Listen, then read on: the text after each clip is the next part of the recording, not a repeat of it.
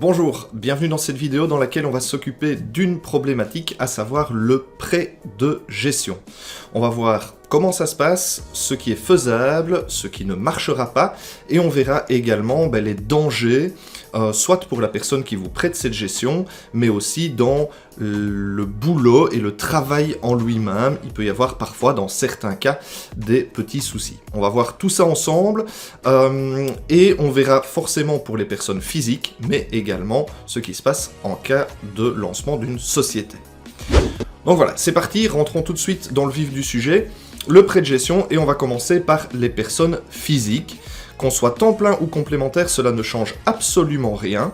Et la grande règle à retenir, c'est que les personnes qui peuvent vous prêter la gestion sont des membres de votre famille, mais limités au 3e degré de parenté. Alors la question qui se pose toujours, c'est comment calculer ces fameux degrés de parenté? Eh bien c'est assez simple, on va toujours repasser par le parent commun. Alors commençons par la première personne qui peut vous prêter cette gestion, c'est votre compagnon ou votre compagne. Donc soit votre épouse ou époux, via un contrat de mariage, votre cohabitant légal, ou également, dans certains cas, votre cohabitant de fait, mais pour le cas, il faut que vous soyez cohabitant depuis au moins 6 mois. Ça, ce sera assimilé à l'ordre 1. Pour rester dans l'ordre 1, il y a également vos parents et vos enfants. Donc ça, c'est l'ordre 1 autour de vous. Vos parents ou vos enfants peuvent vous prêter la gestion. Augmentons d'un ordre, on peut passer à l'ordre 2. Dans l'ordre 2, on retrouve pas mal de monde, à savoir vos grands-parents. On calcule en montant sur vos parents, ça fait 1, puis vos grands-parents, ça fait 2, ou vos petits-enfants. Alors dans l'exemple que j'ai montré ici, l'enfant est un peu petit pour vous prêter la gestion, mais voilà, dans d'autres cas, ça pourrait marcher, vos petits-enfants, et également vos frères et sœurs. Vos frères et sœurs sont bien de l'ordre 2, vu qu'on doit repasser par vos parents, pour redescendre sur votre frère ou sur votre sœur pour calculer l'ordre. Là, c'était toutes les personnes de l'ordre 2. On peut passer également à l'ordre 3, à savoir vos arrière-petits-enfants, là ça devient un petit peu loin, vos arrière-grands-parents s'ils sont toujours vivants, mais bon, ça devient un peu compliqué aussi. Par contre, la compagne de votre frère, ou le compagnon de votre sœur, c'est un ordre 3, vu qu'on repasse à vos parents, ordre 1, votre frère, ordre 2, et puis sa compagne, ordre 3.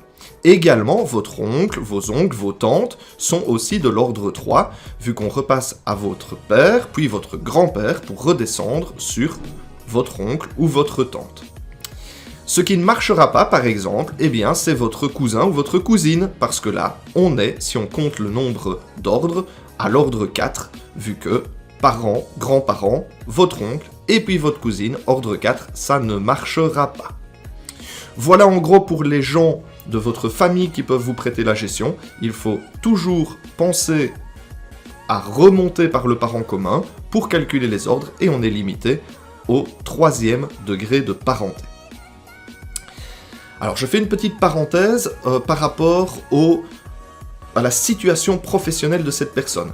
Pourquoi ? Parce que le prêt de gestion est considéré comme un travail, même si elle n'est pas rémunérée, et donc ça peut être dangereux pour cette personne de vous prêter la gestion, si elle est par exemple en CDI ou en tant qu'intérimaire. Le jour où son contrat de travail va s'arrêter, eh bien elle n'aura pas droit au chômage.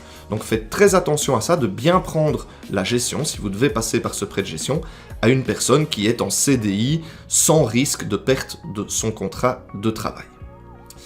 L'autre possibilité en personne physique, eh bien, c'est d'engager un salarié. Dans ce cas-là, il faudra, petite condition, l'engager en CDI avec un minimum de 4 heures de travail par semaine, et elle pourra vous prêter la gestion pour que l'activité puisse fonctionner.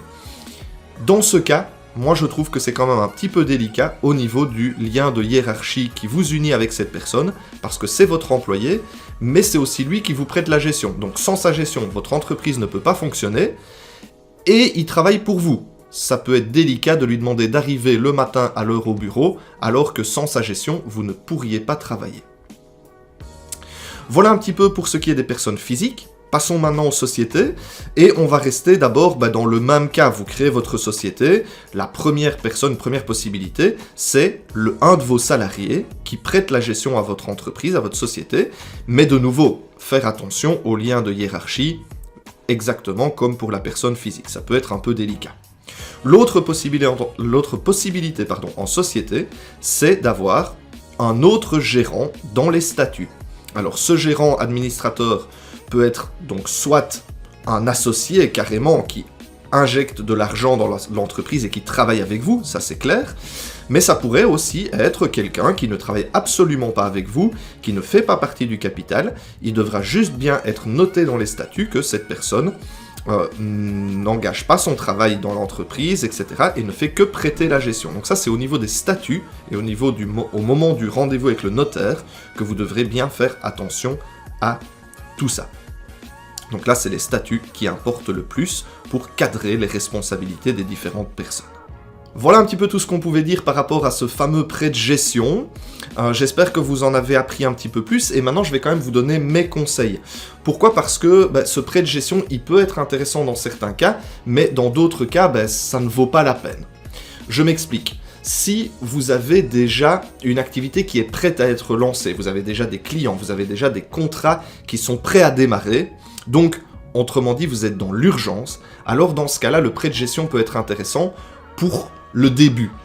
Comme ça, vous pouvez lancer votre entreprise avant de passer votre propre gestion.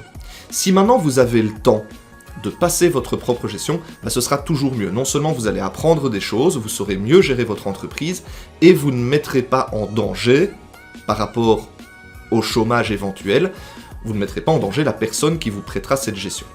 Donc moi, c'est ce que je conseille toujours. Si vous avez le temps, passez votre propre gestion. Si vous n'avez pas le temps parce que vous êtes dans l'urgence, eh bien faites un prêt de gestion intelligent avec une personne qui est en CDI. Comme ça, il y a le moins de risques possible. Et en parallèle, prenez un examen, prenez une bonne formation et allez passer vous-même votre gestion. Et dès que vous l'aurez, vous pourrez faire le changement pour retirer la personne qui vous a prêté la gestion et apporter votre propre gestion. Voilà un petit peu mes conseils, voilà tout ce que je pouvais dire par rapport à ce fameux prêt de gestion. Si vous avez aimé la vidéo, n'hésitez pas à la liker, ça fait toujours plaisir. Si vous aimez les thématiques liées au statut d'indépendant, abonnez-vous à la chaîne, comme ça vous aurez des petites notifications quand on sortira du nouveau contenu par rapport à toutes ces grandes problématiques du statut d'indépendant. Et je vous dis à très bientôt.